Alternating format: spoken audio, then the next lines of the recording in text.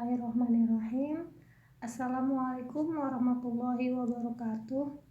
Good morning, ladies and gentlemen, and the Honorable our lecturer, Prof. Yan. How are you today? I hope we are all in a good condition today and so on. First of all, praise be to Allah who has given us opportunity and health so we can attend our weekly routine in this online meeting. I would like to share about speech community.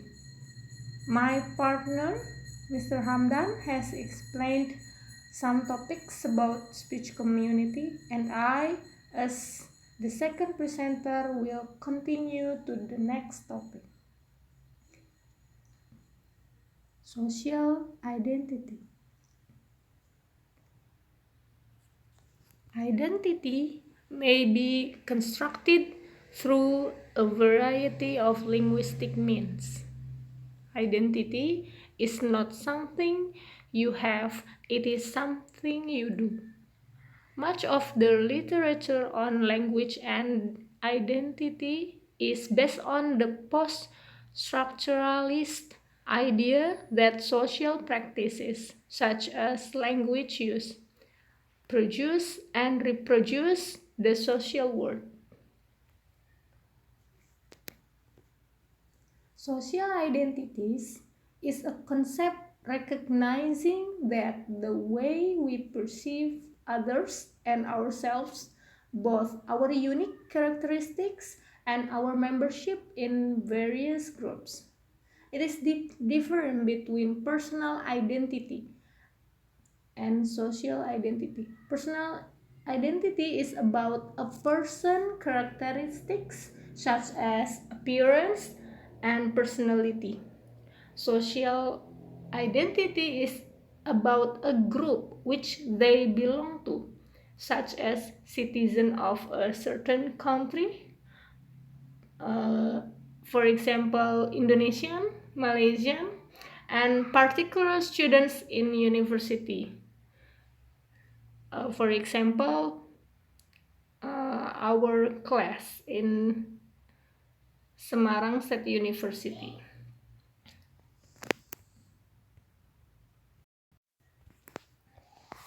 And beliefs about language and social groups.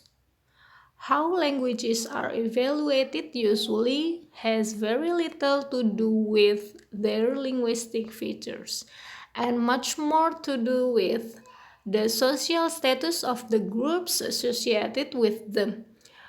Many people hold strong beliefs on various issues having to do with language and are quite willing to offer their judgments on these issues.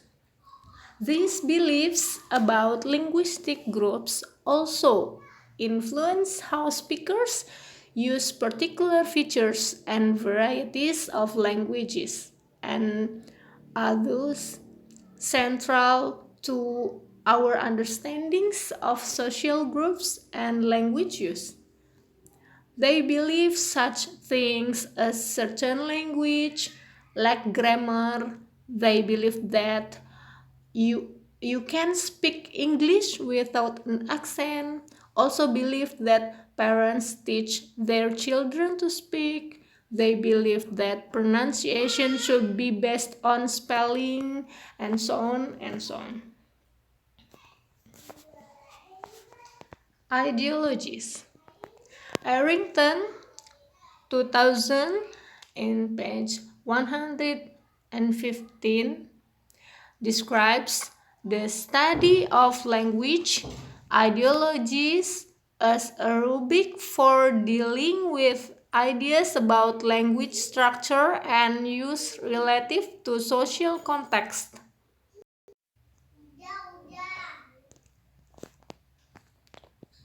Particularly relevant here are ideologies which privilege certain ways of speaking as inherently better than others, while some individuals are sometimes considered to be a good speakers of one variety or another.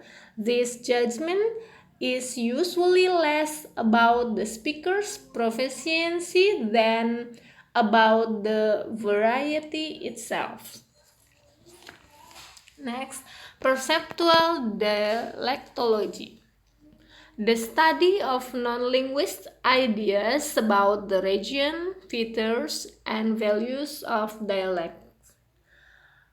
In the wake of person evaluative and affective attitudes in response to linguistic stimuli, and the ability of identify various accents from a phonetic input, perceptual dialectology also seeks to include what non-linguistic think about linguistic practices, including where they think various comes from, where they think it exists, and why they think it happens. In every region also have a dialect. For example, the dialect in Cirebon and in Semarang are different. It is because of the feature and value of the culture in each region also is different.